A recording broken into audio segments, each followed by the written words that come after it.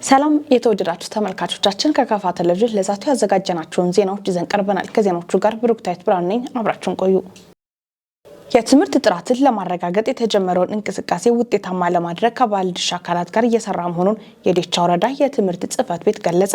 ጽሕፈት ቤቱ 23ኛ መደበኛ የትምህርት ጉባኤውን አካሂዷል። ምህረት ማሞ ተጨማሪ አላት። በዴቻ ወረዳ 23ኛው ወረዳዊ ትምህርት አስተዳደር ጉባኤ የ2016 ዓ.ም የትምህርት ልማት ስራዎች አፈጻጸምና ጉድለቶች ላይ ግምገማ ተደርጓል። በጉባኤው ላይ በመገኘት በተማሪዎች መማር የድጋፍና አሰጣጥ የምዘና ስርዓት እንዲሁም የመምህራን ብቃት መሰረታዊ ለውጥ ማምጣት እንደሚጠበቅ የዴቻ ወረዳ ምክትል አስተዳዳሪና የትምህርት ጽሕፈት ቤት ኃላፊ አቶ ሙሉጌታ መንገሻ ገልጸዋል። ኃላፊው አክለው የትምህርት ስርዓትን ለማጠናከር ከቅድመ መደበኛ ጀምሮ በየደረጃ ያሉ የትምህርት ስራ ማጠናከር ላይ የትምህርት ባለድርሻ አካላት ሚናው ወሳኝ ነው በማለት ለዚህም በትምህርት ዘመኑ የተመደቡ አምባሳደሮች በቅንጅት የትምህርት ስራውን መደገፍ እንዳለባቸውም ጠይቀዋል። በ23ኛው ወረዳዊ ትምህርት አስተዳደር ጉባኤ መርሃ ግብር ላይ በመገኘት ንግግር ያደረጉት የዴቻ ወረዳ የመንግስት ዋና ተጠሪና የብልጽግና ፓርቲ ቅርንጫፍ ጽሕፈት ቤት ኃላፊ አቶ አስራት አደቶም ፓርቲያችን ብልጽግና ከኩረጃ የጸዳ በራስ መተማመን በፈጠረና በሳይንስ ዘርፍ ዓለም አቀፍ ተወዳዳሪ የሆኑ ተማሪዎች እንዲፈጠሩ እየሰራ እንደሚገኝም ገልጸዋል። የትምህርት ስብራቶችን በተግባር በቁርጠኝነት ካልተገባ የሚፈለገው ውጤት በታቀደው ልክ ማስመዝገብ እንደማይቻል የገለጹት አቶ አስራት መምህራን፣ ወላጆች፣ ደጋፊ አካላትና ሁሉም የህብረተሰብ ክፍሎች እጅ ለእጅ ተያይዞ በመስራት የላቀ ውጤት ማምጣት እንደሚጠበቅ ነው ያሳሰቡት። የትምህርት ጥራትና ትምህርት ቤት አጠቃላይ የትምህርት ስርዓትን የሚከታተሉ የትምህርት ቤት አምባሳደሮች ቀርበው ቃለ መሃላ የፈጸሙ ሲሆን ለላቀ ውጤት አደራና ኃላፊነት ተጥሎባቸዋል ሲሉ የዴቻ ወረዳ የመንግስት ዋና ተጠሪ አቶ አስራት አደቶ ጠይቀዋል። በተለያዩ ጉዳዮች ከተሳታፊዎች ጋር ሰፊ ውይይት እየተካሄደ ሲሆን ባለ 9 ነጥብ አቋም መግለጫ ተደምጦ በጉባኤው ጸድቋል። ለታላቁ ህዳሴ ግድብ እኔም የድርሻዬን እወጣለሁ በማለት የቦንድ ግዢ የተካሄደ ሲሆን የጀመርነውን እንጨርሳለን፣ የተፈጥሮ ሀብታችንን ያለምንም ተጽዕኖ እንሰራለን፣ በመስራትም እንበለጽጋለን ሲሉ ቦንድ ግዢ የፈጸሙ ርዕሳነ መምህራን ገልጿል። በመጨረሻም በትምህርት ለትውልድ በምገባና በውስጥ ገቢ የተሻለ አፈጻጸም ያላቸው ተቋማትና ግለሰቦች የእውቅና ሰርቲፊኬት አግኝተዋል። በዕለቱም የወረዳ የፖለቲካና የህዝብ ግንኙነት ዘርፍ ኃላፊ አቶ አብዮት አለሙ፣ የትምህርት አምባሳደሮች፣ ርዕሳነ መምህራኖችና ሱፐርቫይዘሮች እንዲሁም የጽሕፈት ቤት የማኔጅመንት አካላትም ተሳታፊ ሆነዋል። ወደ ዞኑ የሚመጡ ጎብኚዎች ደስተኛ ሆነው መቆየት እንዲችሉ አስፈላጊውን ቅድመ ዝግጅት ማድረጉን የካፋ ዞን ባህል ቱሪዝምና ስፖርት መምሪያ አስታወቀ። መምሪያው እንግዶችን ተቀብሎ ለመሸኘት ከሚመለከታቸው አካላት ጋር በትብብር እየሰራ መሆኑን የመምሪያው ኃላፊ አቶ ነጻነት ብርሃኑ ገልጸዋል። ፍጹም ተሾመ ዝርዝር አለው። በዞኑ በርካታ ጥንታውያን የሃይማኖት ተቋማት መገኘትን ተከትሎ በየዓመቱ ወደ ዞኑ የሚመጡ ጎብኚዎች ቁጥር የተበራከተ መሆኑን የጠቆሙት የካፋ ዞን ባህል ቱሪዝምና ስፖርት መምሪያ ኃላፊ አቶ ነጻነት ብርሃኑ ከሰሞኑ በዞኑ ውስጥ በኢትዮጵያ ኦርቶዶክስ ተዋሕዶ ቤተክርስቲያን በርካታ ቤተክርስቲያናት ግንባታቸው ተጠናቆ የተመረቁ በመሆናቸው በርካታ እንግዶች ወደ ዞናችን እየገቡ ይገኛሉ ብለዋል። ከነዚህም በመጀመሪያ ደረጃ በሀገር ውስጥና በውጭ ባሉ የእምነቱ ተከታዮች ዘንድ በቦንጋ ጌተሰማኒ ቅድስት አርሴማ ገዳም የሚከናወኑ የፈውስ ተግባራትን ተከትሎ ወደ ካፋ ዞን የሚመጡ ጎብኚዎች በርካቶች በመሆናቸው እነዚህን ለማስተናገድ የሚያስችል ቅድመ ዝግጅት በየደረጃው ሲከናወን መቆየቱን አቶ ነጻነት ተናግረዋል። የከተማ አስተዳደሩ ከቦንጋ ጌተሰማኒ ቅድስት አርሴማ ገዳም የምረቃ ፕሮግራም ጋር ተያይዞ የጀመራቸው ተግባራት በማጠናከር የዞኑ ገጽታ የሚገልጽ የተለመደው የእንግዳ አቀባበል ስርዓት በዚህ ዝግጅትም በመድገም እንግዶችን ተንከባክቦ ተቀብሎ መሸኘት እንደሚያስፈልግም አሳስበዋል። የቦንጋ ጌተሰማኒ ቅድስት አርሴማ ገዳም ያው ሁላችን እንደምናውቀው ከተመሰረተበት ጊዜ ጀምሮ የተለያዩ ፈውሶች የሚመጡ ምእመናኖች ብሎም ደግሞ ተአምራቱን በመስማት ከተለያዩ ሀገሮች የሚመጡ ቱሪስቶች ከጊዜ ወደ ጊዜ የምእመናኑ ቁጥር በጣም እየጨመረ የመጣበት ሁኔታ ነው ያለው። ይሄ ማለት እንግዲህ የአካባቢያችን ገጽታ በማስተዋወቅ ረገድ የዞናችን አጠቃላይ በዞኑ ውስጥ ያሉ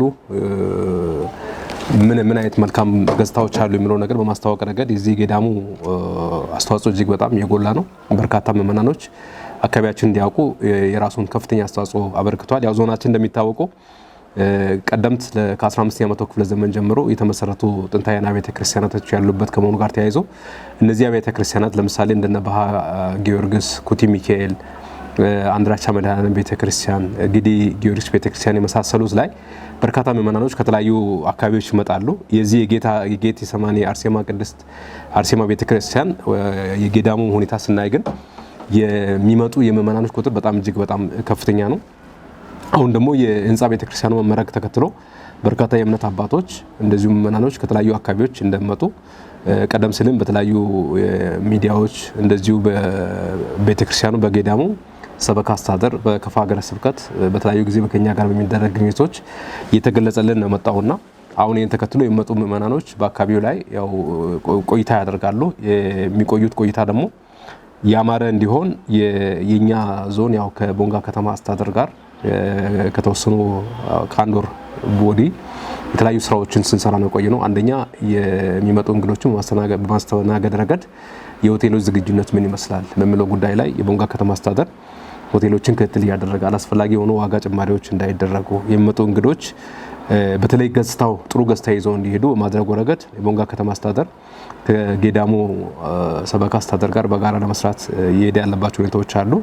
ሌሎች እንደዚህ የተጀማመሩ የልማት ስራዎችን አብሮ በጋራ ለመስራት የተጀማመሩ ጥረቶች አሉ። በቂ ባይሆኑም አካባቢው በጸጥታ ረገድ ምንም እንኳን እንደ ሀገር የሚታወቅ ሰላማዊ ቀጠና ቢሆንም አስፈላጊ ዝግጅት በዚህ ረገድም የተደረገ መሆኑና የሚመጡ እንግዶችም ሌሎች ጥንታዊያን ገዳማትንና ቤተክርስቲያናትን እንዲሁም ታሪካዊ የቱሪስት መዳረሻዎችን ሊጎበኙ የሚችሉበት ሁኔታ ሊኖር ስለሚችል በበቂ ሁኔታ መዘጋጀት መቻሉንም ገልጸዋል። በአካባቢው በርካታ ገጸ በረከት የሚገኝበት በመሆኑ ለሚመጡ እንግዶች ለሽያጭ በሚመችና በተመጣጣኝ ዋጋ ለሽያጭ በማቅረብ አካባቢን ከማስተዋወቅም ባሻገር ገቢ ማስገኛ እንዲሆን በቀጣይ በትኩረት እንደሚሰራም ኃላፊው ተናግረዋል። ለዚህም የትራንስፖርት ዘርፉም የተሳለጠ ተግባር እንዲሰጥም አሳስበዋል። በክልሉ በርካታ ሰው ሰራሽና ተፈጥሯዊ ቅርሶች እንዲሁም የተፈጥሮ ጸጋዎች ያሉ በመሆናቸው እነዚህም በማልማት ለጎብኚዎች ክፍት በማድረግ ረገድ ዞኑ ከሚመለከታቸው አካላት ጋር በቅርበት እየሰራ መሆኑንም የመምሪያው ኃላፊ አቶ ነጻነት ብርሃኑ ከከፋ ቴሌቪዥን ጋር በነበራቸው ቆይታ ተናግረዋል።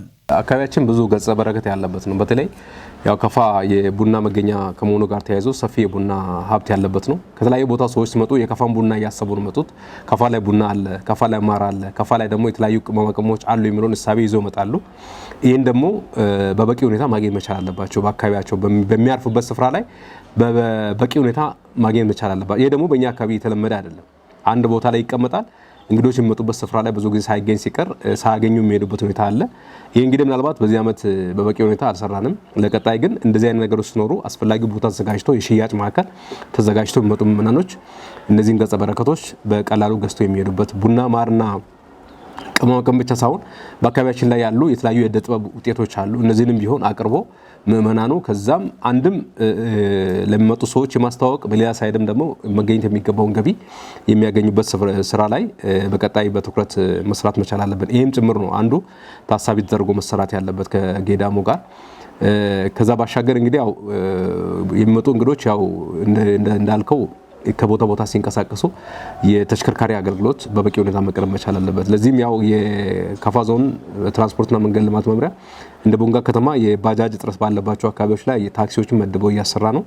ከዛ ባሻገር ደግሞ እነዚህ አይነት ትላልቅ የሃይማኖት በዓላቶች ትላልቅ ገበያ ቀን ላይ ሌሎች መኪናዎችን ተጨማሪ መኪናዎችን ታክሲዎችን በመደብ ስራዎችን እያሰራ ያለበት ሁኔታ አለ። ይህን ደግሞ በትኩረት በተለይ በሚመጡት 2 እና 3 ቀናት የሚመጡ የምእመናን ቁጥር በጣም ከፍተኛ ስለሆነና ፍሰቱን ስለሚጨምር እንደዚህ አይነት ነገሮችን ከከፋ ዞን ትራንስፖርትና መንገድ ልማት መምሪያ ጋር በጋራ በመናበብ በቂ የሆነ ትራንስፖርት እዚህ አካባቢ በተለይ ከዚህ በተለምዶ ከአርሴማ ሰፈር ወደ ከተማ ከአርሴማ ሰፈር ወደ ሸታና ኮሌጅ አካባቢ እንቅስቃሴ ሲያደርጉ በነፃነት እንዲንቀሳቀሱ በቂ የሆነ ትራንስፖርት እንዲመደብ አስፈላጊውን ነገር ድጋፍ እንዲደረግ ከከፋ ዞን ትራንስፖርትና መንገድ ልማት መምሪያ ጋር በጋራ እንሰራለን። የአፈርና ውሃ ሀብታችን ተጠብቆ እንዲኖር የተቀናጀ የተፋሰስ ልማት ተግባር ተጠናክሮ መቀጠል እንዳለበት የቢጣ ወረዳ አስተዳደር ገለጸ።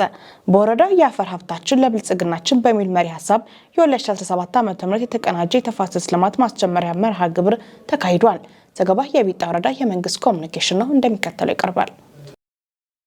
በማስጀመሪያ ፕሮግራም የወረዳው ግብርና አካባቢ ጥበቃና ህብረት ስራ ልማት ጽሕፈት ቤት ኃላፊ አቶ ጌታቸው ገብረ ሚካኤል እንደገለጹት በወረዳው በ2017 ዓ.ም በ28 ንዑስ ተፋሰሶች 522 ኪሎ ሜትር የስነ አካላዊ ስራ በ339 ልማት ቡድን 44212 ህዝብ በማሳተፍ እንደሚሰራ የተናገሩት ኃላፊው በወረዳው ባሉ ሁሉም ቀበሌዎች እየተሰራ መሆኑን ተናግረዋል። የተቀናጀ የተፋሰስ ልማት ስራን በተደራጀ የልማት ሰራዊት በቁርጠኝነት በማሳካት በየዓመቱ በከፍተኛ ደረጃ በጎርፍና በተለያዩ ምክንያቶች የተቀጠፈውን የአየር መሸርሸር በማስቀረት የአርሶ አደሩን ምርትና ምርታማነት በከፍተኛ ደረጃ እንዲያድግ በማድረግ የግብርና ልማት ስራዎችን በዘላቂነት ማረጋገጥ እንደሚያስፈልግም አቶ ጌታቸው መልእክት አስተላልፈዋል። የወረዳው ዋና አስተዳዳሪ አቶ ታምሩ እምሩ ባስተላለፉት መልእክት የአፈርና ውሃ ሀብታችን ተጠብቆ እንዲኖርና ቀጣይነት ላለው ሚዛኑን የጠበቀ የአየር ንብረት የተቀናጀ የተፋሰስ ልማት ስራ ወሳኝ መሆኑን ገልጸው ይህንንም ተግባር በሁሉም ቀበሌዎች የነቃ ተሳትፎ በማድረግ ተፈጻሚ ማድረግ ያስፈልጋል ብለዋል። ለቀጣይ 45 ቀናት ተጠናክሮ በሚቀጥለው የተቀናጀ የተፋሰስ ልማት ወጣቶችና ሴቶችን ጨምሮ ሁሉም አደረጃጀቶች በተግባር ተቀናጅተው ሊሰሩ እንደሚገባም ዋና አስተዳዳሪው በመልእክታቸው ጠቅሰዋል። ከአፈር መሸርሸርና ከአየር መዛባት ጋር ተያይዞ በሌሎች አካባቢዎች የሚታዩ አስከፊ ክስተቶችን የአካባቢያችን ቀጣይ ስጋት እንዳይሆን የተቀናጀ የተፋሰስ ልማት አማራጭ የሌለው ተግባር መሆኑን የጠቀሱት የካፋ ዞን ጤና መምሪያ ኃላፊ አቶ አክሊሉ አሰፋ በበኩላቸው ለአየር ንብረት መጠበቅ ዘርፉ ያለውን ድርሻ በመገንዘብ መላው የህብረተሰብ ክፍል ሊረባረብ ይገባል ብለዋል። በዕለቱም የወረዳው ዋና አስተዳዳሪ አቶ ታምሩ ምሩን ጨምሮ የካፋ ዞን ጤና መምሪያ ኃላፊ አቶ አክሊሉ አሰፋ፣ የወረዳው የስራ አስፈጻሚዎችና የስራ ኃላፊዎች እንዲሁም የወረዳና ዞን ባለሙያዎችና የዮዳ ቀበሌ ነዋሪዎች ተገኝተዋል። በ2016-17 የመኸር ዘመን በወረዳ ደረጃ 9555 ሄክታር በላይ ማሳ በተለያዩ ሰብሎች መሸፈን መቻሉን የጠለ ወረዳ ግብርና አካባቢ ጥበቃና ህብረት ስራ ልማት ጽሕፈት ቤት አስታወቀ። አንተነህ ፍቃዱ ያዘጋጀውን ተከታትለን እንመለስ። እንደ ወረዳችን ያው በግብርና ስራ ወረዳው በተፈጥሮ ለሁሉም ለግብርና ስራ ምቹ የአየር ሁኔታ ያለበት ወረዳ ነው። ከዚህ ውስጥ በተለይ የመኸር ሰብሎች ላይ በዋና ዋና ሰብሎች የሚባሉ ሰብሎች ላይ በትኩረት ይሰራል። ከነዚህ ውስጥ የብሬ ሰብሎች የሚባሉ አሉ። ገብስ፣ ስንዴና ጤፍ ላይ በመኸር ከለማው ከ9555 ሄክታር ውስጥ ከ6500 ሄክታር በላይ በእነዚህ ሰብሎች የለማበት ሁኔታ አለ።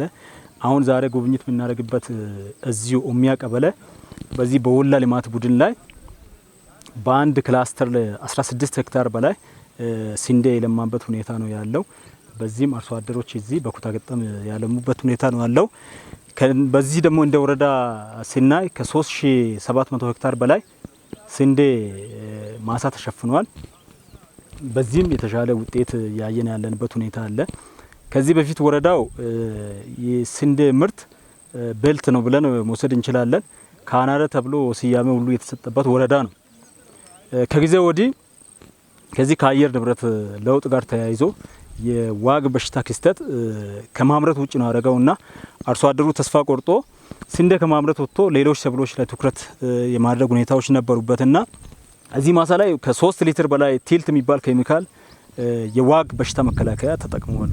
በዚህም አሁን የተሻለ ምርት ያየንበት ሁኔታ ስላለ አሁን ስንዴን እዚህ ወረዳ ላይ ማምረት ስለሚቻል ከዚህ አይቶ ሌሎች ቀበሌዎችም በስፋት እንዲያመርቱ ለማስፋት የተፈለገ ፕሮግራም ነው። በዚህም ቀጣይ ላይ በደንብ ትኩረት ሰጥተን እንሰራለን የሚል ነገር ነው ያለኝ። ከዛ ባሻገር እንደ ሀገር ደግሞ የስንዴ ምርጥ ዘር እጥረት አለ። ይሄን በሚተካ ሁኔታ ከዚህ ደግሞ ከ60 ኩንታል በላይ ምርት ስለሚገኝ ከዚህም ለቀጣይ ለዘርም የምንጠቀምበት ሁኔታ አቅደን የሰራነው ስራ ነው።